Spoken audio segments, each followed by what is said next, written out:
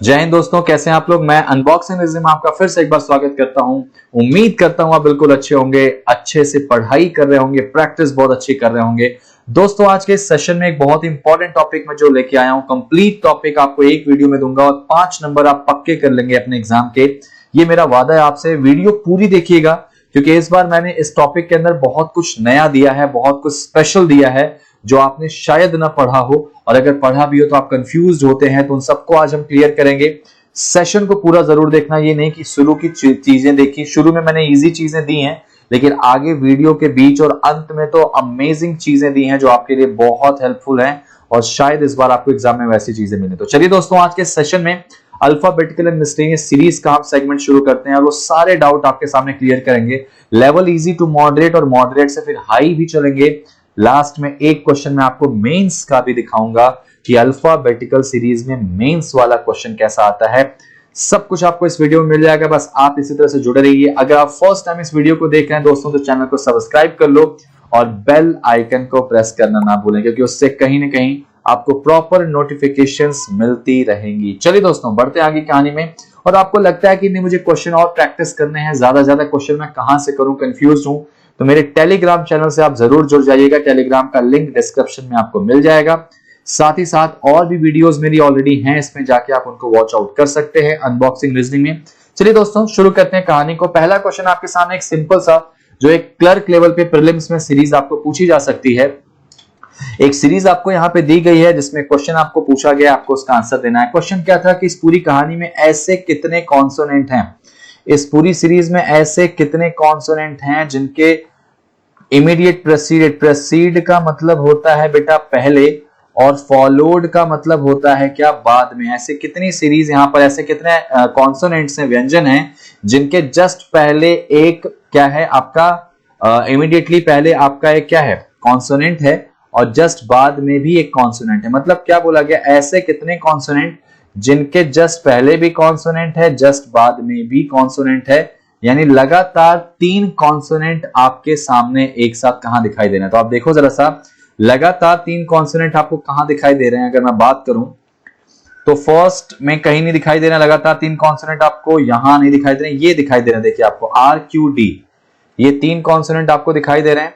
H L O, अगर D H L की बात करें, सॉरी अगर मैं इसको अलग से लिखता हूं, यहां पे लगातार 3 कॉन्सोनेंट की बात करेंगे तो पहला आपको क्या दिख गया, यहाँ पे आर क्यू डी बन गया, यहाँ पे आर क्यू डी। दूसरा देखो क्या बन रहा है आपका, क्यू डी एच बन रहा है। इसी में देखो आप क्यू डी एच, लगातार 3 कॉन्सोनेंट।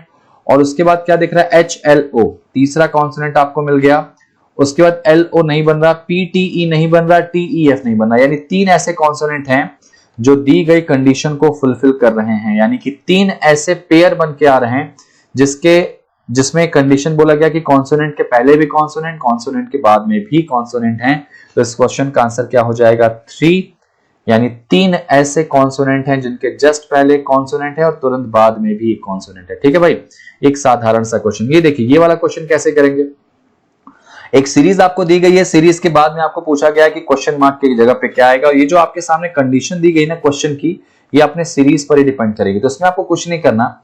इस क्वेश्चन को करने का सबसे बेस्ट तरीका होता है कि हमेशा पहले फर्स्ट टू फर्स्ट चेक करिए कि जे से एट द रेट के बीच का गैप कितना है। तो जे से एट द रेट के बीच का गैप कितना आ रहा, 1 2 3 4 5 आ रहा। तो एट द रेट से 1 का भी गैप 5 का भी होना चाहिए। देखो दोस्तों, 1 2 3 4 5 का हो रहा, तो इसका मतलब 1 से जो अगला आएगा वो भी 5 के गैप पे आएगा। तो 1 2 3 4 5 किया, तो छठवां जो है हमारा क्या हो जाएगा, वो एलिमेंट हो जाएगा। तो सबसे पहले कौन आ जाएगा, 6। अब यानी ये चीज हमको समझ में आ गई, ऑप्शन में सभी के सभी ऑप्शन 6 हैं। एक लास्ट ऑप्शन छिप रहा होगा 5वां, वो मैं यहां लिख दे रहा हूं, वो है 6 9 वाई। ठीक है, 5वां ऑप्शन शायद छिप रहा हो यहाँ पे। अच्छा, अब आगे देखिए जरा सा इसमें। अब जे से ए के लिए क्या किया गया, जे से ए अगर जाना है इसमें कंडीशन में, तो जे से ए जाने के लिए +2 किया गया, और आई जो है वो जे के जस्ट पहले। ठीक है, अब देखो एट द रेट से यू जाएंगे तब भी +2 हो रहा, और एट द रेट के जस्ट पहले कौन है, टी है।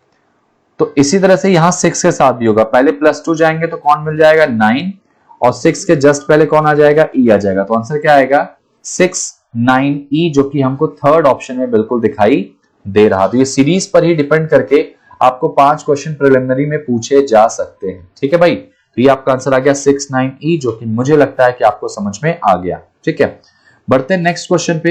एक और सिंबल वाली सीरीज है, नंबर लेटर और सिंबल की सीरीज है। इसमें क्या बोला गया है, ऐसे कितने लेटर हैं, क्वेश्चन में ऐसे कितने लेटर हैं जिनके ठीक पहले एक नंबर है और ठीक बाद में भी एक नंबर। ठीक है, ऐसे कितने नंबर हैं, लेटर हैं जिनके जस्ट पहले जस्ट बाद में एक नंबर। याद रखना, प्रेसीड का मतलब होता है पहले और फॉलोड का मतलब होता है बाद में। ठीक है, तो नंबर लेटर नंबर वाला सीक्वेंस हमको कहां दिख रहा है, नंबर लेटर नंबर की बात करें तो एक यहां दिखाई दे रहा, नंबर लेटर नंबर यहां दिखाई दे रहा, नंबर लेटर नंबर और कहां दिखाई दे रहा भाई, और आगे जाने पर हमको नंबर लेटर नंबर कहीं पे दिखाई नहीं दे रहा। ठीक है, एक देखिए यहाँ पे 6L7, एक IK8। नंबर लेटर नंबर की बात करें तो और हमको कहीं दिखाई दे रहा है क्या, नहीं, और कहीं दिखाई नहीं दे रहा, तो इसका आंसर क्या आ जाएगा 2। यानी दो ऐसे पेयर हैं, एक 6L7 है और एक IK और 8। ये दो ऐसे पेयर हैं जो कहीं ना कहीं कंडीशन को फुलफिल कर रहे हैं। ठीक है, चलिए एक आगे बढ़ते हैं इस क्वेश्चन की तरफ। एक वर्ड है, बहुत ही कॉमन क्वेश्चन है एग्जाम के पॉइंट ऑफ व्यू से बात करें, कम्युनिकेशन एक शब्द है।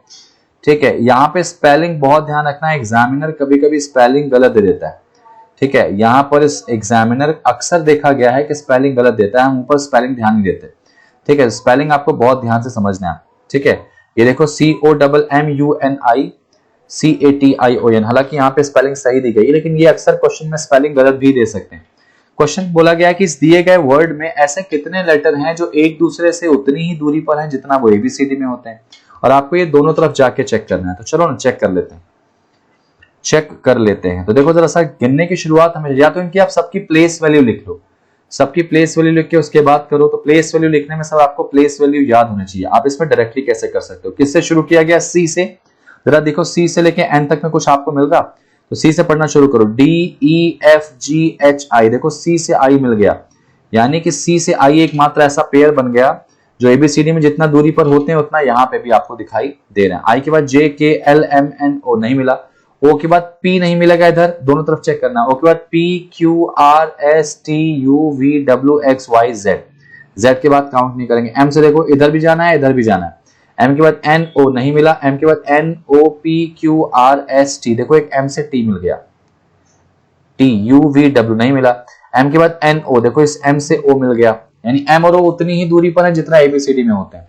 इधर देखो M के बाद NOPQRSTUV नहीं मिलेगा, U के बाद VWXY, U के बाद VWXYZ, Z के बाद काउंट नहीं करते।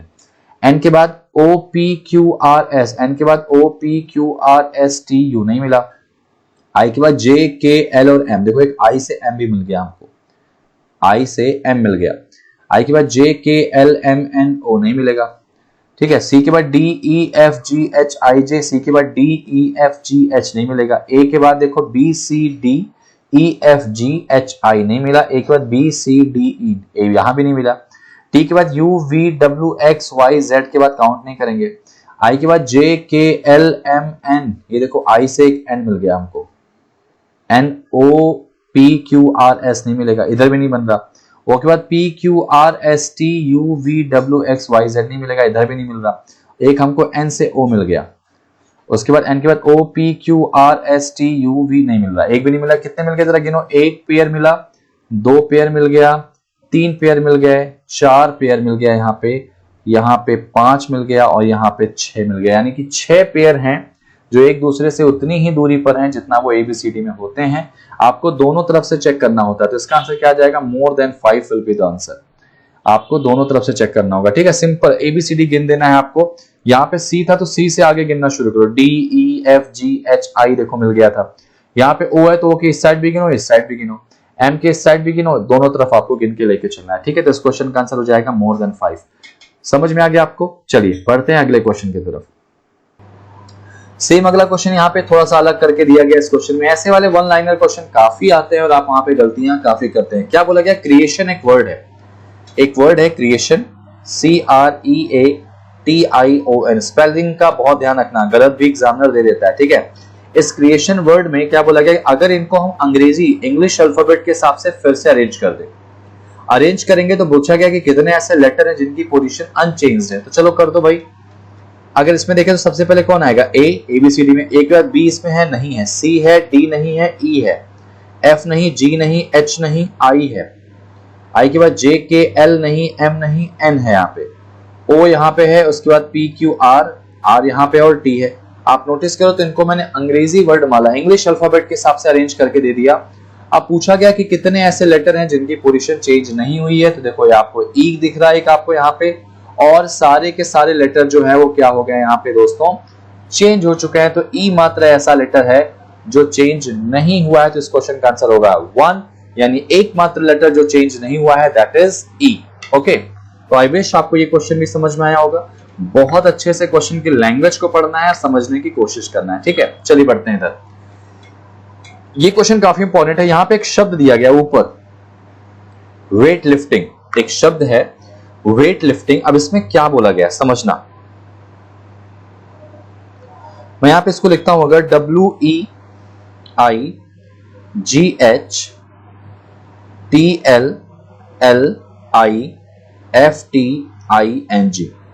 ठीक है, वेट लिफ्टिंग, WEIGHT लिफ्टिंग। ठीक है, अब एग्जामिनर क्या बोलता है कि इनमें से उन सभी लेटर्स को हटा दे जो एग्जैक्टली 2 बार दिखाई दे रहे हैं। इनमें से एग्जैक्टली उन सभी लेटर्स को हटा दो जो 2 बार दिखाई दे रहे हैं। तो आप देखो 2 बार दिखाई देने वाले लेटर कौन है, एक तो जी है जो 2 बार दिखाई दे रहा, इसके अलावा अगर बात करूं तो टी है जो 2 बार दिखाई दे रहा, आई बेटा 3 बार दिखाई दे रहा तो उसको नहीं ले सकते, सिर्फ वही लेटर जो 2 बार दिखाई दे रहे हैं। इसके अलावा देखो कोई और लेटर है क्या, एल नहीं है, डब्ल्यू नहीं है, ई नहीं है, आई हो चुका है, एच नहीं है, बस। तो हमारे पास ये लेटर बन गया सर। ठीक है, ये बन के आ गया, क्या बन के आ गया, WEIHLIFIN। ध्यान से रख, समझना इस चीज को, ये बन के आ चुका है, इसको मैं हटा दे रहा हूं। इन्होंने बोला कि इसमें जो भी लेटर 2 एग्जैक्टली 2 दिखाई दे रहे हैं, दोबारा रिपीट हुए हैं, उनको हम हटा देंगे। हटाने के बाद बिल्कुल वही काम करना है, बिल्कुल वही काम करना है क्या, कि इनके बीच में ऐसे कितने लेटर हैं जो इंग्लिश अल्फाबेटिकल सीरीज में आते हैं। ठीक है, और इसमें उन्होंने एक बात बोला है कि as we move on right to left, अगर हम राइट से लेफ्ट की तरफ जाते हैं, राइट से लेफ्ट की तरफ जाए तो कितने लेटर मीनिंगफुल आ रहे हैं जो इंग्लिश में वही हैं जितना वो एबीसीडी में होता है। देखो एन के बाद OPQRSTUV नहीं मिला, आई के बाद JKL, देखो एक आई से एल मिल गया हमको, MNOP नहीं बना, एफ के बाद GHIJKL नहीं बनेगा, आई के बाद देखो JKLMN नहीं बना, एच के बाद आई, एक यहां मिलके आ गया। ठीक है, उसके बाद देखो यहाँ पे आई के बाद JK नहीं मिलेगा, ई के बाद W नहीं मिलेगा। कितने बन के आ रहे हैं सर, 2 ऐसे लेटर आ रहे हैं, 2 ऐसे लेटर आ रहे हैं राइट से लेफ्ट ले जाने पर, जहां पर एक दूसरे से वो उतनी ही दूरी पर हैं जितना कि कहां पे, इंग्लिश अल्फाबेटिकल सीरीज में। ध्यान रखना, यहाँ पे मैं राइट से लेफ्ट की तरफ गिना हूं, लेफ्ट से राइट की तरफ काउंट नहीं किया हूं, इस बात का विशेष ध्यान दीजिएगा।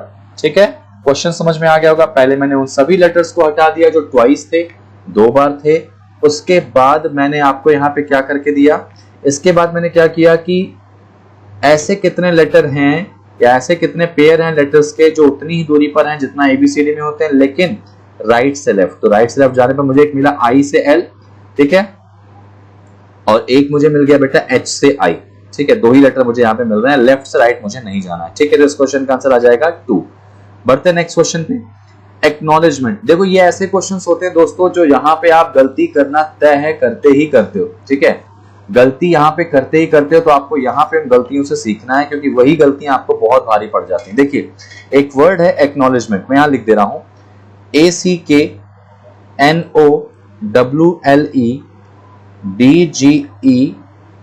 ACKNOWLEDGEMENT, acknowledgement. स्पेलिंग ध्यान रखना, एग्जामिनर गलत भी दे सकता है। ठीक है, तो ऊपर से देख के लिखना। अब एग्जामिनर ने क्या बोला, इस दिए गए बड़े से वर्ड में, इस दिए गए बड़े से वर्ड में पहला लेटर यानी कि ए, फिर 4th लेटर 2 3 4 एन, फिर 5वां लेटर यानी कि ओ, उसके बाद 8वां लेटर 6 7 8 यानी कि ई, उसके बाद 9वां लेटर यानी कि डी, उसके बाद 15th लेटर यानी कि टी। ठीक है, 10 11 12 13 14 15 यानी टी। इन शब्द से, इस शब्द के इन सभी लेटर्स को, पहले, चौथे, 5वें, 8वें, 9वें और 15वें लेटर को मैंने क्या किया, निकाल लिया। अब आपसे एग्जामिनर बोलता है कि बताइए इनसे कितने मीनिंगफुल वर्ड बनाए जा सकते हैं, ठीक है। और जब आप मीनिंगफुल वर्ड बनाएंगे तो उसमें सभी लेटर का एक बार इस्तेमाल करेंगे। और उसके बाद क्या बोला गया, अगर ऐसा हुआ कि एक वर्ड बन के आया, एक शब्द बन के आया, तो उसका राइट से, ठीक है, या उसका तीसरा लेटर कौन सा होगा, राइट से नहीं बोला गया, which of the following is third letter बोला गया, तीसरा लेटर उसका क्या होगा, थर्ड लेटर मतलब लेफ्ट से काउंट करेंगे। अगर कोई एक बन के आया, अगर ऐसा हुआ कि एक से ज्यादा वर्ड बन के आते हैं तो आपका आंसर क्या हो जाएगा, इसमें एक्स हो जाएगा। और अगर आपको लगता है कि कोई भी वर्ड नहीं बन के आता तो आपका आंसर क्या हो जाएगा, वाई। क्वेश्चन बड़ा अच्छा है। एक्नॉलेजमेंट एक बड़ा सा शब्द है जिसके पहले, चौथे, पांचवें, आठवें, नौवें और 15वें लेटर को लेकर इंग्लिश के कितने मीनिंगफुल वर्ड बनाए जा सकते हैं। अगर एक वर्ड बनाया जा सकता है तो उसका तीसरा लेटर क्या होगा, लेफ्ट से काउंट करोगे। अगर एक से ज्यादा वर्ड बनते हैं तो आपका आंसर डायरेक्टली एक्स हो जाएगा।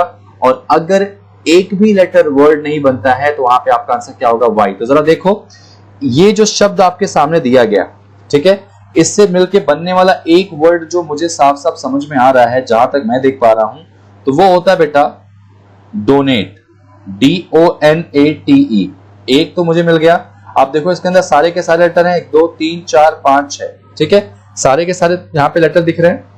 और एक और मुझे वर्ड दिख रहा है ATONED, ठीक है, एटोन्ड बोलते हैं इसको। एटोन्ड का मतलब होता है बेटा प्रायश्चित करना, पछतावा करना, इसको बोलते हैं एटोन्ड, ठीक है। प्रायश्चित करना, इसको ऐसे बोल सकते हैं, प्रायश्चित करना या पछतावा, ठीक है, पछतावा, एटोन्ड।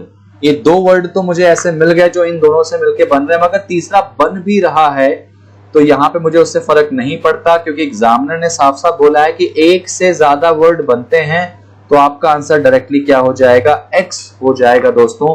तो इस क्वेश्चन का आंसर आप क्या लगा देंगे, इस क्वेश्चन का आंसर क्या करेंगे, एक्स कर देंगे, ठीक है। इस क्वेश्चन का आंसर एक्स कर देंगे। ध्यान से समझना इस चीज को, जब भी आपके सामने क्वेश्चन पूछा जाएगा तो थोड़ा सा यहाँ पे चीजों को समझना है, बहुत अच्छे से समझना है, लैंग्वेज को पढ़ना है, फिर क्वेश्चन को सॉल्व करना है। Got it. इसका आंसर क्या हो जाएगा, एक्स, ठीक है। आते हैं इस क्वेश्चन में। ये एक सीरीज बहुत कॉमन होती है दोस्तों जिसमें नंबर्स लिखे होते हैं और इनसे 2 3 4 क्वेश्चन हो सकता है 5 क्वेश्चन आपको बना के दे दे। तो मैं आपको हर तरह की सीरीज की क्वेश्चन प्रैक्टिस करा रहा हूं, बता रहा हूं, जहां आप गलती करोगे इसको सीखना। Language is more important than anything. अगर आप लैंग्वेज समझ लेते हो definitely you will done what you want, okay. तो firstly you should work on your language, अपनी रीडिंग कॉम्प्रिहेंशन को थोड़ा ध्यान दोगे। यहाँ पे सीरीज दे दी गई आपको और क्या बोला गया, if first and third digit of all the numbers are interchange, सभी दिए गए नंबर के पहले और थर्ड को आपस में इंटरचेंज कर दो। जल्दी से कर लेते हैं बिना टाइम गंवाए। तो अगर मैं करूं बेटा तो सबसे पहले यहां पे क्या लिखूंगा, मैं यहां पे लिख देता हूं नीचे 5 2 3, यहां पे 816, यहां पे 873, यहां पे 164, यहां पे 287, यहां पे 265, यहां पे 3 1 एंड 2, ठीक है। मैंने फर्स्ट और थर्ड को आपस में इंटरचेंज कर दिया। उसके बाद क्या बोला गया, जो सबसे छोटी संख्या बन के आ रही इसमें, ठीक है, सबसे छोटी संख्या जो बन के आ रही है, सबसे छोटी संख्या का जो पहला और तीसरा नंबर है उसका मल्टीपल। तो बताओ जिसमें सबसे छोटी संख्या, जाहिर सी बात है आपको दिख रही होगी, इनमें सबसे छोटी संख्या है 164। इसका पहले और तीसरे का मल्टीपल कितना होगा, या उसका कह सकते हैं प्रोडक्ट कितना होगा, तो 1 इंटू 4 कितना हो जाएगा, 4 हो जाएगा, ठीक है। सबसे छोटी संख्या का कह सकते हैं यहाँ पे प्रोडक्ट बोला गया था, ठीक है, प्रोडक्ट बोला गया था यानी कि गुणा करना। अच्छा, उसके अलावा सबसे जो हाईएस्ट नंबर यहां मेंशन किया गया है, सबसे हाईएस्ट नंबर है, उसके पहले और तीसरे वाले का क्या करना है, प्रोडक्ट करना है। सबसे हाईएस्ट नंबर देखो कौन सा दिख रहा है, जाहिर सी बात है इट्स 873। इसका पहला और तीसरा लेटर कौन होगा, 8 इंटू 3 यानी 24 हो जाएगा। आप नोटिस करोगे दोस्तों, ये जो नंबर आया है वो सबसे स्मॉलेस्ट वाले का आया है, ठीक है, और ये जो नंबर आया है वो सबसे हाईएस्ट वाले का आया है। स्मॉलेस्ट नंबर इसमें कौन सी थी, 164, जिसका पहला और तीसरा ले लिया हमने 1 इंटू 4, और हाईएस्ट नंबर तुम्हारी कौन सी बेटा, 873, जिसका पहला और तीसरा हमारा 8 इंटू 3 यानी 24 आ गया है। अब एग्जामिनर क्या कहता है कि इन दोनों का, ठीक है, इन दोनों का जो डेफिनेटली इनका जो मल्टीपल आया है, गुणनफल आया है, इनका सम कितना होगा। तो भाई इनका सम कितना होगा, तो 24 में 4 जोड़ दो, कितना मिल जाता है, 28 मिल जाता है। क्वेश्चन एग्जामिनर ने बहुत सिंपल तरीके से समझाया है, आपको बस समझना था कि सीरीज में पहले और तीसरे डिजिट को इंटरचेंज करिए, उसके बाद बनने वाली सबसे छोटी संख्या का फर्स्ट और थर्ड डिजिट को गुणा कर दीजिए। यानी 164 में 1 और 4 को किया तो 4 आ गया। और सबसे बड़ी संख्या इसमें कौन है बेटा, 873 के पहले और तीसरे को मल्टीप्लाई करिए तो 8 3 या 24। अब इन दोनों का सम कितना होगा लिख दीजिए। तो भाई 24 प्लस 4 कितना हो जाएगा, 28 हो जाएगा, जो कि ऑप्शन नंबर कौन सा है, 5वां। चलिए बढ़ते हैं इस क्वेश्चन की तरफ, इसी सीरीज से रिलेट करके दूसरा क्वेश्चन। ठीक है, क्वेश्चन को बहुत ध्यान से पढ़ना है, समझना है, उसके बाद हमें रिस्पॉन्स करना है। ठीक है, क्वेश्चन क्या बोला गया, एक सीरीज जो आपके सामने एज यूजुअल वही दी गई है, इसके सभी डिजिट्स बोला है अगर असेंडिंग ऑर्डर में लिखें। चलो लिख दो जरा सा, अगर हम छोटे से बड़े में लिखें, ये देखिए सबसे पहले यहाँ पे 2, यहाँ पे 3 और यहाँ पे 5, छोटे से बड़े में लिखा। यहाँ पे 1, यहाँ पे 6, यहाँ पे 8, 3, यहाँ पे 7, यहाँ पे 8, 146। ठीक है, छोटे से बड़े में इनको मैं लिख रहा हूँ। उसके बाद 256 एंड 123। ठीक है, इनको मैंने छोटे से बड़े में लिख दिया। अब एग्जामिनर क्या बोलता है कि तीसरी सबसे छोटी संख्या, ठीक है, तीसरी सबसे छोटी संख्या यानी थर्ड स्मॉलेस्ट नंबर। तो सबसे स्मॉलेस्ट आप देखेंगे वो आपको क्या मिलेगी, 123। इसके बाद सेकंड पे बेटा है 146 और थर्ड पे कौन है, 168। ठीक है, तीसरी स्मॉलेस्ट नंबर दैट इज 168। ठीक है, 168। एग्जामिनर ने बोला है कि जो तीसरी सबसे छोटी संख्या है उसके ऑड और इवन डिजिट का डिफरेंस कितना होगा, ऑड और इवन का डिफरेंस। तो बेटा इसमें ऑड नंबर कौन कौन से हैं, एक 1 ही तो है बस, ये ऑड है, और बाकी ये दोनों कौन है, इवन है। तो इनका डिफरेंस क्या होगा, तो पहले इनको जोड़ लो, तो 6 और 8 कितना होगा, 14। यानी इवन वाले का जो सम है, इवन का जो सम है वो 14 है और ऑड में सिर्फ एक है, 1। इनका डिफरेंस पूछा गया, तो जाहिर सी बात है क्या आंसर आएगा इसका डिफरेंस निकालने पर, 13। तो ये आपका हो जाएगा आंसर। ठीक है, तो 13 जो हमारा कौन सा ऑप्शन है, सी वाला ऑप्शन है। इसमें एक ऑप्शन छिप रहा होगा, 5वां जो नीचे छुप रहा है, यहाँ पे मैं लिख दे रहा हूँ 5वां ऑप्शन इसमें जो था, हालांकि वो आंसर भी नहीं है, 5वां ऑप्शन यहाँ पे था, नीचे वाला ऑप्शन छुप रहा है, मैं आपको हर बार बता दूंगा। ठीक है, पहले इस क्वेश्चन का आंसर क्या हो जाएगा, ऑप्शन नंबर सी 13। समझ में आई बात। पहले मैंने इन सभी डिजिट्स को, अंकों को छोटे से बड़े में लिखा, फिर तीसरी सबसे छोटी संख्या, सबसे छोटी 123, second highest 146, sorry second smallest, और थर्ड स्मॉलेस्ट जो है वो हमारी है 168। इसके इवन डिजिट्स यानी 6 और 8 को अलग जोड़ दिया, ऑड को अलग रखा, उसके बाद इनका डिफरेंस निकाल दिया, आंसर आ गया क्या, 13। समझ में आया। तो इस तरह से आपको न्यूमेरिकल सीरीज से क्वेश्चन मिलते हैं। अब देखिए ये वाला क्वेश्चन भी काफी कॉमन है, जो लेटर यानी वर्ड से रिलेट करके दे देता है। क्वेश्चन क्या पढ़ना, क्वेश्चन क्या बोला गया कि इस दिए गए पूरी सीरीज में, ठीक है, अगर मैं सभी लेटर्स को अल्फाबेटिक ऑर्डर में अरेंज कर दूं हर एक वर्ड के, तो पहले कर लेते हैं या मत करो। तो राइट हैंड साइड से तीसरा जो वर्ड है उसके राइट हैंड साइड से तीसरा जो शब्द है के मध्य अक्षर और बाएं छोर से दूसरे शब्द के बीच के जो अक्षर हैं के बीच में कितने लेटर होंगे। यानी कि क्वेश्चन ने ये बोला है आप पहले तो सारे के सारे लेटर को इंग्लिश अल्फाबेट के हिसाब से अरेंज कर लीजिए। मैं कह रहा हूं नहीं करने की जरूरत है, इन्होंने सिर्फ क्या बोला है, अरेंज करने के बाद, ठीक है, अरेंज करने के बाद राइट एंड से थर्ड वर्ड, देखो 1 2 और तीसरा लेटर में वर्ड लिख दे रहा हूं ARE, ये जो है वो राइट से थर्ड वर्ड है, ठीक है, और लेफ्ट से सेकेंड वर्ड चुनो तो कौन होगा, POK, ये कौन सा है, लेफ्ट से सेकेंड वर्ड है। पूरा करने की जरूरत यहां पर बिल्कुल भी नहीं, ठीक है, राइट से थर्ड वर्ड और लेफ्ट से सेकेंड वर्ड। अब इनको एक काम करो, पहले इन दोनों को पूरे को ना करके सिर्फ इन दोनों को ABCD के हिसाब से अरेंज कर दो। सबसे पहले क्या आएगा, इसमें K आएगा, फिर O, फिर P आएगा, इसमें कौन आएगा, A आएगा, फिर E आएगा, फिर R आएगा। ऐसा करने के बाद उन्होंने क्या बोला है, ठीक है, इन दोनों के बीच वाले लेटर, इन दोनों के बीच वाले लेटर यहां पे बोला गया है। राइट हैंड साइड से तीसरे वर्ड के बीच लेटर और लेफ्ट हैंड साइड से दूसरे शब्द के बीच वाले लेटर के बीच में टोटल कितने लेटर हैं। तो इनके बीच के लेटर कौन आ रहा भाई, ओ आ रहा और ई आ रहा, ठीक है। तो ओ और ई के बीच में टोटल कितने लेटर होते हैं। आपको पता होगा ई आता है 5 पे और ओ आता है 15 पे, तो जाहिर सी बात है इनके बीच में कितने लेटर होने वाले हैं, 9 हो जाएंगे ना भाई। देखो अगर आप देखो ई से गिनो तो ई से ओ तक के बीच में, देखो यहाँ पे अगर मैं गिन के लिख दूं ई से ओ के बीच में, तो ई के बाद एफ जी एच आई जे के एल एम एन, यही आएंगे ना। 1 2 3 4 5 6 7 8 और 9, तो इनके बीच में टोटल कितने लेटर आ रहे हैं बेटा, 9, जो कि पांचवा ऑप्शन है, जो शायद आपको हिडन होगा, दिख नहीं रहा होगा। तो इसका याद रखना, पांचवा ऑप्शन इसमें क्या था, 9 था, ठीक है। तो इस क्वेश्चन का आंसर हो जाएगा 9। क्या बोला गया, इस पूरे शब्द में सभी लेटर्स को, जो हर एक वर्ड है, सभी वर्ड को अल्फाबेटिक अरेंज करिए छोटे से बड़े में। तो मैंने सबको नहीं किया, उन्होंने बोला है लेफ्ट से दूसरे और राइट से तीसरे, इसी का पूछा है, तो मैंने डायरेक्टली इन्हीं दोनों को कर दिया। इन दोनों को करने के बाद जो इनका बीच वाला लेटर था, अल्फाबेटिक अरेंज करने के बाद उनके बीच में कितने लेटर आएंगे। तो जाहिर सी बात है पी ओ के को अगर हम अरेंज करें अल्फाबेटिक ऑर्डर में तो के ओ पी होगा, और ए आर ई को अरेंज करेंगे तो ए ई आर होगा। तो इन दोनों में बीच में लेटर कौन है, ओ और ई, तो इनके बीच में कितने लेटर हो जाएंगे, टोटल इनके बीच में लेटर हो जाएंगे 9। आपका आंसर आ जाएगा 9, ठीक है दोस्तों। बढ़ते हैं अगले क्वेश्चन की तरफ। अगला क्वेश्चन आपके सामने क्या दिया गया, सेम उसी तरह से, लेकिन इस बार क्वेश्चन चेंज है थोड़ा सा।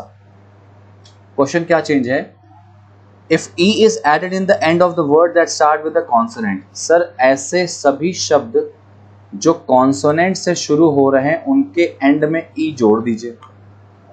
ऐसा करने के बाद इंग्लिश के कितने मीनिंगफुल वर्ड बनेंगे जिनके अंत में ई आ रहा। तो देखो कॉन्सोनेंट से शुरू होने वाला वर्ड कौन है, ये है, ये है, ये वॉवेल है, इसको लेना ही नहीं सर, इसको छोड़ देते हैं, इसको नहीं लेना हमको, और इसको नहीं लेना। तो हमारे पास 3 लेटर है, एक टी है, आर है, ई है, पी ओ के है और एस आई एन है। सबके लास्ट में ई लगा दो, सबके लास्ट में ई लगा दो। अगर आप सबके लास्ट में ई लगाते हो तो क्या कोई मीनिंगफुल वर्ड बन के आता है, तो जी हाँ, मीनिंगफुल वर्ड बन के आ रहा, ट्री, पोक और साइन, साइन, ठीक है। 3 वर्ड बन के आ रहे हैं और तीनों के ही लास्ट में क्या आ रहा है बेटा, ई बन के आ रहा लास्ट में। तो इसका मतलब जाहिर सी बात है कितने मीनिंगफुल वर्ड बनेंगे, तो 3 बन जाएंगे, जो कि ऑप्शन में बिल्कुल विजिबल है। तो आंसर आएगा इसका 3। समझ में आई बात। क्वेश्चन को बस पढ़ना है और अच्छे से बनाने की कोशिश करिए। चलिए आगे क्वेश्चन की तरफ बढ़ते हैं। अब देखिए ये क्वेश्चन कुछ जबरदस्त है, ये कुछ बहुत ही इंटरेस्टिंग और इंपॉर्टेंट क्वेश्चंस में से एक हैं जो शायद आपने ना पढ़े हों, या पढ़े होंगे तो अब प्रैक्टिस में नहीं होगा। तो इनको कैसे करेंगे, जब आपके सामने वर्ड और नंबर एक साथ आ जाए, इस तरह के क्वेश्चन और कॉम्प्लिकेशन के साथ आ जाए, तो कैसे करेंगे। तो यहां से शुरू होती है आज के इस सेशन की सबसे big deal.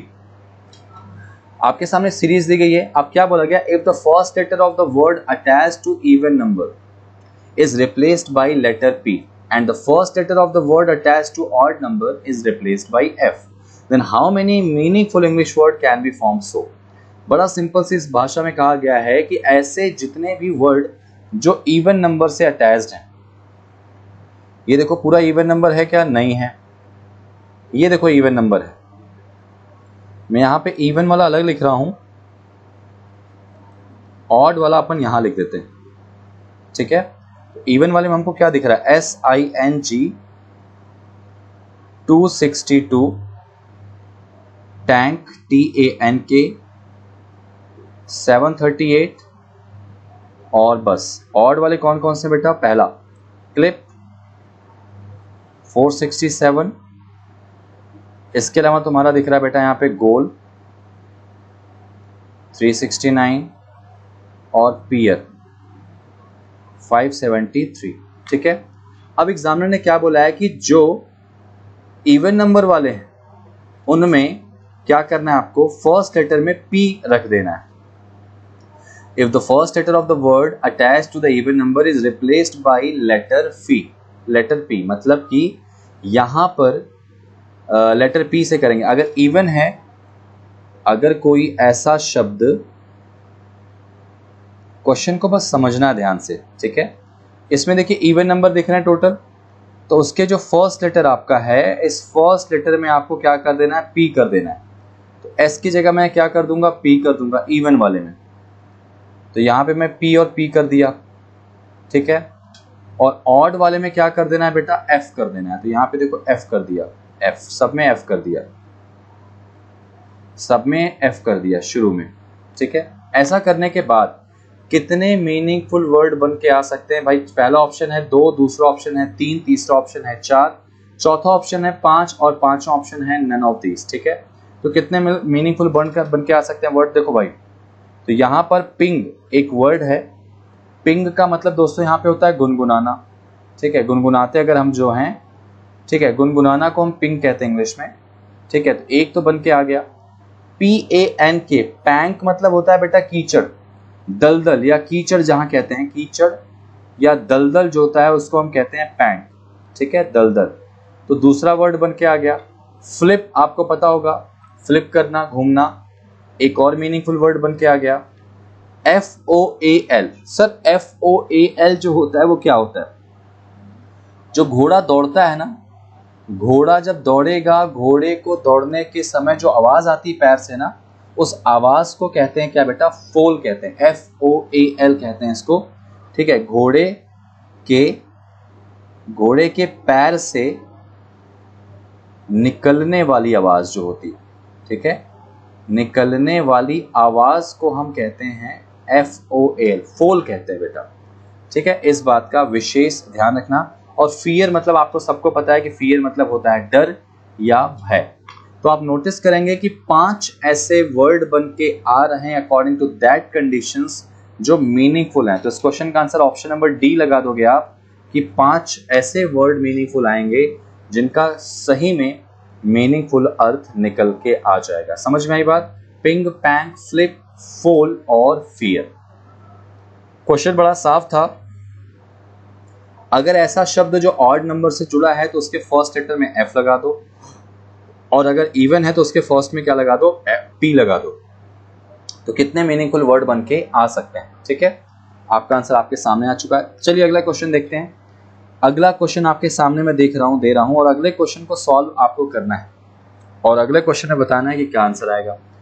What is the difference between the total numbers that are attached to a word having only one vowel and the total number that are attached to a word having more than one vowel? मतलब क्या बोला गया कि एक स्वर वाले शब्द से जुड़ी कुल संख्याओं और एक से अधिक वाले जो वॉवल्स हैं जुड़ी कुल संख्याओं के बीच का डिफरेंस कितना है। मतलब पहले तो आप ये निकालो कि ऐसे कितने क्या कहते हैं वर्ड हैं जिसमें सिर्फ एक वॉवल। तो क्लिप में देखो आप एक वॉवल पा जाओगे, क्लिप वर्ड में सिर्फ आप एक वॉवल पा जाओगे। इसके अलावा सिंग में भी एक वॉवल पा जाओगे, टैंक में भी एक वॉवल पा जाओगे, गोल में 2 वॉवल पा जाओगे, ये 2 वॉवल हैं। और पियर में भी कितने वॉवल हैं बेटा? 2 वॉवल हैं। तो पहले काम करते हैं, सिंगल वॉवल वाले जो लेटर हैं, वर्ड हैं, ठीक है, उनकी कुल जो नंबर्स हैं उनको लिख लो। तो भाई 467 हो जाएगा पहला, उसके अलावा 262 हो जाएगा दूसरा, उसके अलावा 738 हो जाएगा। इनका सम कितना होगा पहले जोड़ लो आप जल्दी से। तो 7 2 9 9 और 8 कितना हो जाएगा? 17, 1 कैरी। तो 6 1 7 7 3 10 और 6 16, 1 कैरी। 4 1 5 2 7 7 और 5, 4 1 5 2 7 7 और 7 14 हो जाएगा। 1467 आ गया किसका? जिसमें सिंगल वॉवल, ये इनका सम जो आ गया, इनके डिजिट्स का सम आ गया ये सिंगल वॉवल वालों का। जिस भी शब्द में एक वॉवल है उसके जो नंबर्स हैं, ठीक है, उनको जोड़ने पर आ गया 1467। अब 2 वाले कौन कौन से हैं? देखो ये 369 और 573, इनका सम करो जरा। तो 9 और 3 12, 1 कैरी, और ये हो जाएगा 14, 1 कैरी, और ये हो जाएगा 9। ये बेटा कौन से आ गया? जिसके अंदर डबल वॉवल, 2 वॉवल हैं, उनके नंबर का सम आ गया। अब इनका डिफरेंस पूछा एग्जामिनर ने कि इनका डिफरेंस कितना आएगा। तो भाई 1467 में से अगर हम 942 माइनस कर दें तो ये हो जाएगा कितना आपका? 525, 525 हो जाएगा, जो कि हमको ऑप्शन नंबर कहाँ दिखाई दे रहा है? सी में। इस क्वेश्चन का आंसर आ जाएगा ऑप्शन नंबर सी, 525। समझ में आई बात आपको? पहले बोला गया कि जिसमें एक वॉवल है उनके टोटल डिजिट्स ले लीजिए सारे के सारे, उनको जोड़ के रख लीजिए। जिनमें एक से ज्यादा वॉवेल हैं उनके सारे डिजिट्स को जोड़ के रखिए और उसके बाद जो दोनों के रिजल्टेंट आएंगे उनका डिफरेंस कितना आएगा। ठीक है, उनका डिफरेंस कितना आएगा। आपका आंसर यहाँ पे आ चुका है। बढ़ते हैं नेक्स्ट क्वेश्चन पे। उम्मीद करता हूँ ये क्वेश्चन भी समझ में आएगा। एक और क्वेश्चन रिलेट करते हैं इससे।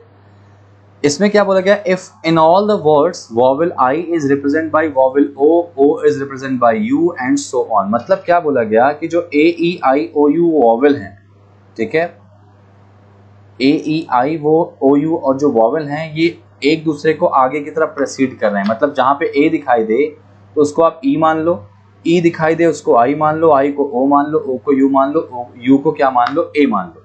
ठीक है, तो इस तरह से ऐसा करने के बाद क्या बोला गया, कितने मीनिंगफुल वर्ड आपके बनते चले आ रहे हैं। तो एक काम करते हैं, मैं जरा शुरू से उठा के लिख लेता हूँ। क्लिप, CLIP है, वर्ड सिर्फ लिखना है, यहाँ पे नंबर का रोल नहीं है। सिंग, टैंक,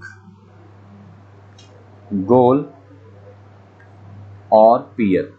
ठीक है दोस्तों, ये सारे के सारे हमने क्या लिख लिए, जल्दी से वर्ड लिख लिए।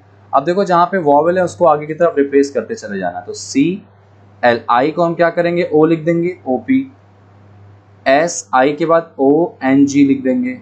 वॉवेल को उसके अगले वाले वॉवेल से इंटरचेंज करना है। TA के बाद क्या आएगा, ENK। GO के बाद क्या आ जाएगा यहाँ पे, UAL। और PE के बाद क्या आएगा भाई, I। और A के बाद क्या आ जाएगा, E। ठीक है, E के बाद I, A के बाद ये जो वाग है। अब बताओ इसमें से कितने ऐसे हैं जो मीनिंगफुल आपको दिखाई दे रहे हैं, मीनिंगफुल वर्ड के रूप में आपको दिखाई दे रहे हैं।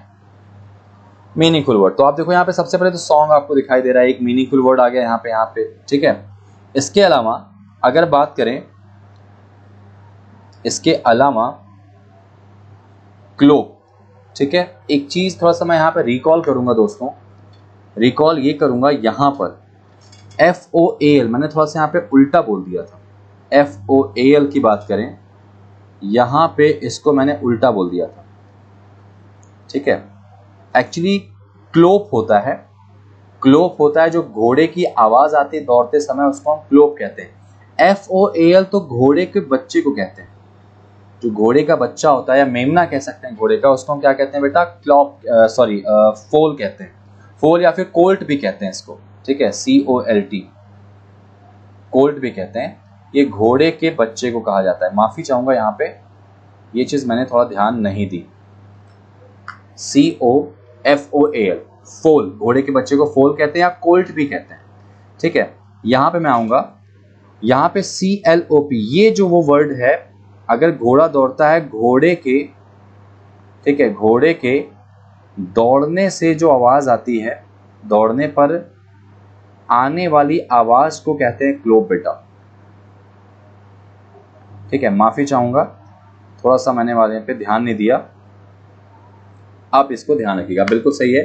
सॉन्ग मतलब होता है गाना, लिरिक जो होती है। क्लॉप मतलब होता है घोड़ा जो दौड़ता है, उससे जो आवाज आती है, इसको क्या कहते हैं दोस्तों, कॉल्प कहते हैं।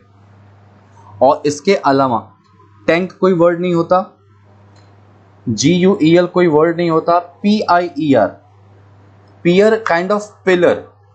पियर जो होता है इसको हम पिलर कहते हैं। पियर कैसे होता है, ये एक तरह का आपने देखा होगा कि जो ब्रिज है, जैसे कोई ब्रिज मान लीजिए है, ये कोई ब्रिज है, पानी में अक्सर ब्रिज आप देखते होंगे, उसके बाद नीचे ऐसे बड़े बड़े पिलर लगे रहते हैं, नीचे ब्रिज के एक पिलर लगे रहते हैं, इन्हीं को हम कहते हैं PIER, पियर कहते हैं दोस्तों। ठीक है, तो एक तरह से पियर को मतलब हम एक तरह से पोल कह सकते हैं, खंबा कह सकते हैं, घाट कह सकते हैं, या एक वो आकृति, एक वो डिजाइन जो एज अ पिलर दिखती है हमको जब हम ब्रिज पे, कोई बड़े ब्रिज के ऊपर से गुजरते हैं, जो पिलर्स के सहारे वो ब्रिज टिका होता है, उसको हम पियर कहते हैं एक्चुअल इंग्लिश में। तो ये एक मीनिंगफुल वर्ड आपके सामने दिखाई दे रहा। तो क्लॉप, सॉन्ग और पियर, 3 मीनिंगफुल वर्ड बन के आ रहे हैं। तो इस क्वेश्चन का आंसर हो जाएगा 3। इस क्वेश्चन का आंसर हो जाएगा 3। समझ में आई बात दोस्तों? यहाँ पर एक चीज जो मेरी थोड़ा सा मैंने गलत बोला था, उसको मैंने रिकॉल किया, सुधारा। क्लोप घोड़े के पैर से निकलने वाली आवाज को कहते हैं, और वहां पे वो चीज जो थी वो क्या थी, हमारी फोल थी। फोल एक ही जैसा वर्ड था, सिमिलर था, इसलिए थोड़ा मैं मिसकम्युनिकेट कर गया। फोल, ठीक है, तो उसको कहते हैं घोड़े के बच्चे को। बढ़ते हैं अगले क्वेश्चन की तरफ। इस वाली सीरीज से मैंने तकरीबन ज्यादा क्वेश्चन दिए हैं, क्योंकि क्वेश्चंस काफी ज्यादा इसमें पूछे जाते हैं। ये जो क्वेश्चन है, अब मैं इसके लिए इतने क्वेश्चन बताने के बाद इसको मैं उम्मीद कर सकता हूँ आप मुझे रिप्लाई करेंगे, तो that will be your homework. ठीक है, जैसा कि मैं अपनी हर वीडियो में कुछ ना कुछ आपको देता हूँ, और आई विश कि आप उसको कमेंट करके मुझे बताएं, कमेंट करके मुझे रिप्लाई करें कि इस क्वेश्चन का आंसर क्या हो जाएगा।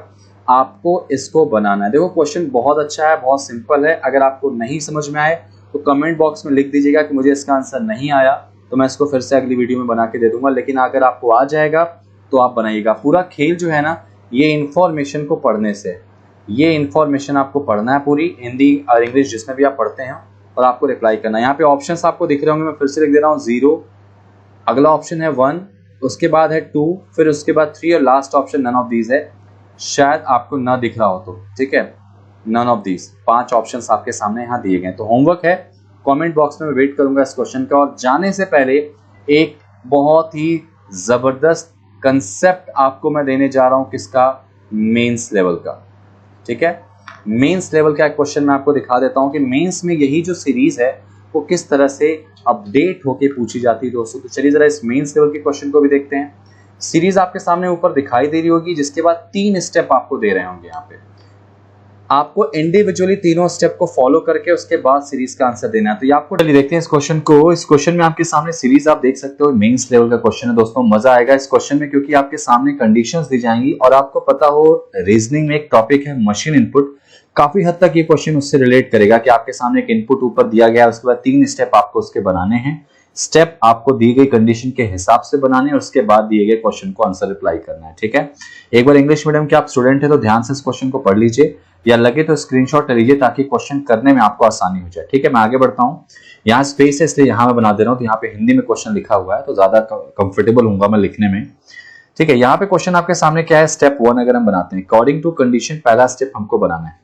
और स्टेप 1 बन जाएगा तो उसी स्टेप 1 से स्टेप 2 बनेगा, और स्टेप 2 से स्टेप 3 बनेगा। ऐसा नीचे भी मेंशन किया गया है। ठीक है, तो स्टेप 1 बनाने के लिए इनपुट आपको ऊपर दिया गया है। उन्होंने क्या बोला स्टेप 1 बनाने के लिए कि आपको क्या करना है, जिन लेटर्स के ठीक पहले और ठीक बाद में इक्वल नंबर आता है, तो इसमें ढूंढो ऐसे कितने लेटर हैं जिनके जस्ट पहले और जस्ट बाद में सेम नंबर हो। तो आप देखो यहाँ पे 9G9 दिख रहा, इसके अलावा दूसरा हमको दिख रहा बेटा 4D4 दिख रहा, और उसके अलावा तीसरा हमको दिख रहा 6Q6। ठीक है, तो कोई भी ऐसे लेटर जिनके जस्ट पहले एक नंबर है, जस्ट बाद में एक नंबर, दोनों नंबर सेम है, वो इस कंडीशन को फॉलो करेंगे। तो ये फॉलो कर रहे हैं। तो इन सभी लेटर्स को, इनके जो लेटर्स है ना, यानी कि G, D और Q, इनको आपको W के पहले लिखना है, यानी इस W के पहले लिखना है। वो भी कैसे लिखना है? अल्फाबेटिकल सीरीज के हिसाब से। तो सबसे पहले बताओ, अल्फाबेटिकल सीरीज में D, G और Q में सबसे पहले कौन आएगा? तो D आएगा, तो पहले D लिख लिया हमने, उसके बाद G आएगा, उसके बाद Q आएगा, बाकी W से उसके बाद क्वेश्चन सारा का सारा उतार दो, सब उतार दो। W, X, Z, उसके बाद ग्रेटर, फिर 9, G तो लिख चुके, नहीं लिखना, फिर 9, फिर J, फिर L, फिर E, 8, Y, P9, at the rate जो हो गया उसको नहीं लिखना आपको, बाकी सब उतार लो, एट द रेट %T। ठीक है, $3। अब यहाँ पे 4 के बाद D को नहीं लिखना क्योंकि हो चुका है, तो फिर से हम 4 लिख देंगे, 4। उसके बाद हो गया I के बाद O हो गया, फिर 9 हो गया, फिर U हो गया, फिर एब्स्ट्रैक्ट हो गया, फिर B हो गया, हैश हो गया, 5 हो गया, एट द रेट हो गया, फिर 6 और 6 हो गया, क्योंकि Q तो हम लिख चुके हैं। ठीक है, पहला स्टेप हमारा बन के आ चुका है कंडीशन के हिसाब से। Now come to the step number 2। ठीक है दोस्तों, अब स्टेप 2 बनाते हैं। स्टेप 2 क्या बोला गया? अब देखो स्टेप 1 से ही स्टेप 2 आएगा, तो स्टेप 1 के रिलेट करके, 1 को रिलेट करके स्टेप 2 को बनाना है आपको दोस्तों। क्या बोलता है कि जिन नंबर्स के ठीक पहले एक सिंबल है, यहां पे मैं लिख दे रहा हूं, ये देखो यहां पे लिख दे रहा हूं, नंबर के ठीक पहले क्या होना चाहिए? सिंबल, और बाद में भी एक नंबर होना चाहिए। तो जरा ढूंढो ऐसा सीक्वेंस आपको कहां दिखाई दे रहा है पहले स्टेप में, कि symbol number number, symbol number number आपको कहां दिखाई दे रहा है? आपको यहां दिखाई दे रहा है, सिंबल नंबर नंबर। इसके बाद आप ध्यान से देखो तो सिंबल नंबर नंबर आपको कहां दिखाई दे रहा है? यहां दिखाई दे रहा है, सिंबल फिर नंबर नंबर। उसके बाद आपको सिंबल नंबर नंबर कहां दिखाई दे रहा है? लास्ट में दिखाई दे रहा है। ऐसा अगर होगा तो आपको क्या करना है, इनके जो नंबर्स हैं, ठीक है, उनके जो नंबर्स को क्या करना है? असेंडिंग ऑर्डर में अरेंज करना है। लेकिन कहां पे? 6 के बाद, भाई 6 के बाद लास्ट में आपको असेंडिंग ऑर्डर में करना है।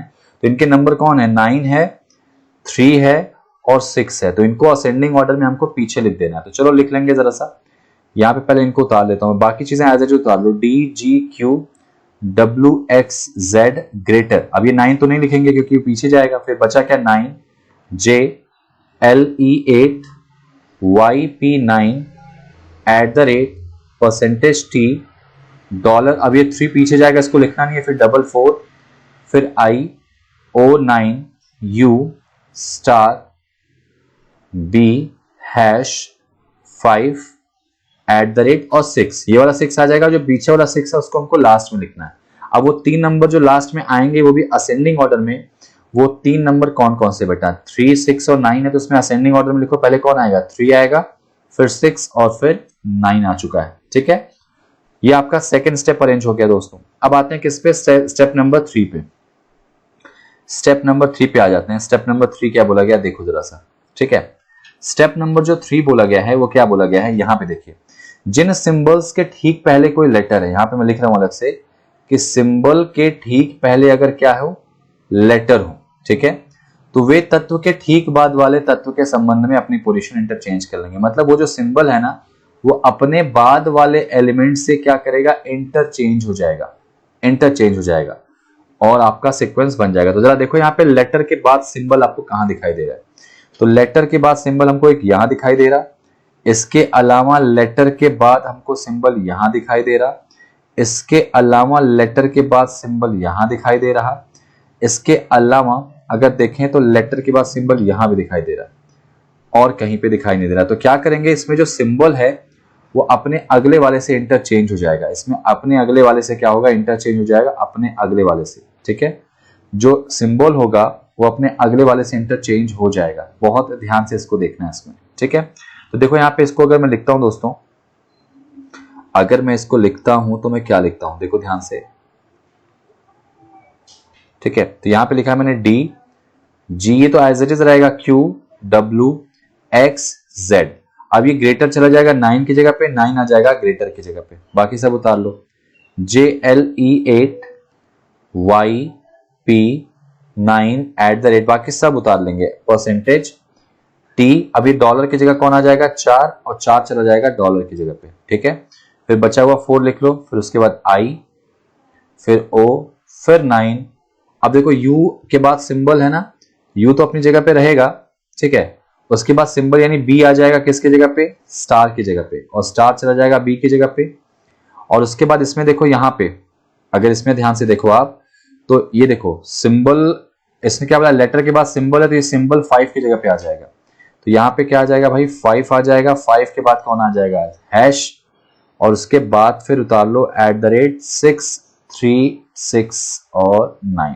ठीक है, ये आपका देखो स्टेप नंबर कौन सा बन चुका है, हमारा स्टेप नंबर 3 भी बन चुका है, स्टेप नंबर 3 बन चुका है। ठीक है, बी की जगह पे हैश आ गया और हैश की जगह पे बी आ गया, यहां पर सॉरी स्टार की जगह पे बी आ गया और बी की जगह पे स्टार आ गया, और यहां से अगर बी से हैश के जाए तो हैश की जगह 5 आ गया, 5 की जगह हैश आ गया। ठीक है, ये आपका स्टेप 3 भी बन के आ चुका है, तीनों स्टेप आपका क्लियर हो गए अकॉर्डिंग टू कंडीशन।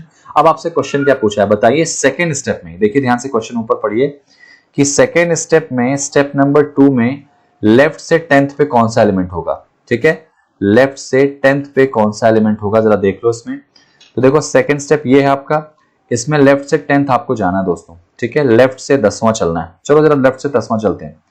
तो देखो जरा गिनो, 1 2 3 4 5 6 7 8 9 और आंसर क्या आ जाएगा, 10 पे L आ जाएगा, तो इस क्वेश्चन का आंसर हो जाएगा L। ठीक है, लेफ्ट से जो 10th होगा वो कौन हो जाएगा, L हो जाएगा अकॉर्डिंग टू क्वेश्चन। ऐसे 5 क्वेश्चन आपको मिलते हैं जिनको आपको सॉल्व करके यहाँ पे आंसर देना होता है। ठीक है, अगला question, how many vowels are in a first half of the series in step number 3। Step number 3 के पहले हाफ में कितने वॉवेल आ रहे हैं वो लिखना है आपको। ठीक है, अब स्टेप नंबर 3 में पहले पहला हाफ देखो कितना है, कितने इसमें टोटल है, 1 2 3 4 5 6 7 8 9 10 11 12 13 14 15 16 17। ठीक है, ये 17 है, 18 19 20 21 22 23 24 25 26 27 28 29 30 31 32 33 34। अगर ये 34 है तो फर्स्ट हाफ यही हो जाएगा 17 के बाद। अब ये फर्स्ट हाफ हो गया आपका, ठीक है, और ये हो जाएगा आपका सेकेंड हाफ। तो फर्स्ट हाफ में वॉवेल बेटा कितने ये पूछा गया, तो वॉवेल की बात करें तो इसमें सबसे पहले वॉवेल अगर देखो आप, तो एक ई आपको दिखाई दे रहा और कोई वॉवेल आपको दिखाई नहीं दे रहा। D G Q W x Z 9 greater J L E, उसके बाद 8 वाई पी, नहीं एक ही वॉवेल आ रहा है सर, कौन सा आ रहा है, वो ई आ जा रहा है। तो इसका आंसर क्या हो जाएगा कि इसमें कितने वॉवेल हैं, तो इसमें सिर्फ एक वॉवेल है, फर्स्ट हाफ में सिर्फ एक वॉवेल है। इस क्वेश्चन का आंसर 1 आ जाएगा। अब क्वेश्चन नंबर 3 देखिए, which among the following are the element which are 5th position from the left hand in step 2, यानी कि स्टेप 2 में लेफ्ट से, ठीक है, लेफ्ट से पांचवां और स्टेप 3 में, ठीक है, स्टेप 3 में राइट से तीसरा एलिमेंट क्या है। तो पहले स्टेप 2 में लेफ्ट से पांचवां देखो क्या आएगा। लेफ्ट से पांचवां गया ना तो 1 2 3 4 और ये 5 हो गया। स्टेप 2 में लेफ्ट से पांचवां कौन हो गया बेटा, एक्स हो गया, ठीक है, एक्स हो चुका है। स्टेप 3 में राइट से अगर तीसरा देखा जाए, राइट से तीसरा यही बोला गया ना, and 3rd position from right and, ठीक है। तो राइट से तीसरा अगर देखो दोस्तों, तो राइट से 1 2 और तीसरा कौन हो जाएगा, 3 हो जाएगा, ठीक है। राइट से तीसरा कौन हो जाएगा, 3 हो जाएगा। तो बस कौन सा एलिमेंट आ रहा है, x3 आ रहा है। तो x3 हमको कहां दिखाई दे रहा है, यहां दिखाई दे रहा है, कहां पे, x3 सेकंड ऑप्शन में दिखाई दे रहा है, ठीक है। सेकंड ऑप्शन में क्या है, x3। तो ये इसका आंसर आ चुका है, ठीक है। तो याद रखना है, ऐसे लगभग 5 या 6 क्वेश्चन आपको मिलते हैं, लेकिन ये पूरा 6 क्वेश्चन किस पे डिपेंड करता है दोस्तों, ये जो आपने स्टेप 1 से 2 से 3 बनाया है, याद रखना है कहीं मशीन इनपुट से जाता है क्वेश्चन है। अभी जब मेंस की वीडियो लाएंगे तो इसके और भी क्वेश्चंस ट्राई करेंगे, तो आप इनको प्रैक्टिस करिएगा तो बहुत अच्छे से आप बना पाएंगे, ठीक है। इनकी जो कंडीशंस दी गई हैं, आप इंग्लिश में देखें या हिंदी में देखें, वो बहुत इंपॉर्टेंट होती हैं। पहली जो स्टेप 1 होगा वो इनपुट से आएगा, यानी ऊपर की सीरीज से। स्टेप 2 जो पहला स्टेप बना है उससे निकल के आएगा, और स्टेप 3 जो है वो हमेशा दूसरे स्टेप से निकल के आता है, जो मैंने यहाँ पे करके दिया, ठीक है। आई होप आपको ये समझ में आया होगा, ये सेशन पसंद आया होगा, हमारे क्वेश्चन पसंद आए होंगे। तो प्लीज वीडियो को लाइक जरूर करिएगा। सेशन को आप लाइक करने के साथ साथ वीडियो को, अगर चैनल को आपने सब्सक्राइब नहीं किया तो सब्सक्राइब करिएगा, और चैनल को बेल आइकन को प्रेस करना ताकि आपको और अपडेट मिलती रहे। मैं जल्दी ही मेंस की वीडियोस भी लेके आऊंगा, या और दूसरे टॉपिक्स भी आपको यहाँ पे बताऊंगा, तो आपके लिए काफी इंपॉर्टेंट होने वाले हैं ये। तो wish you all the best for your exams. उसके पहले जो आपकी प्रिपरेशन है उसके साथ अनबॉक्सिंग रीजनिंग आपको बिल्कुल जोड़ के रखेगी और आपको एग्जाम्स क्वालिफाई कराने में हेल्प करेगी, ठीक है। मिलते हैं नेक्स्ट क्लास में, तब तक के लिए अपना ख्याल रखें, पढ़ाई करते रहें। Thank you so much and जय हिंद।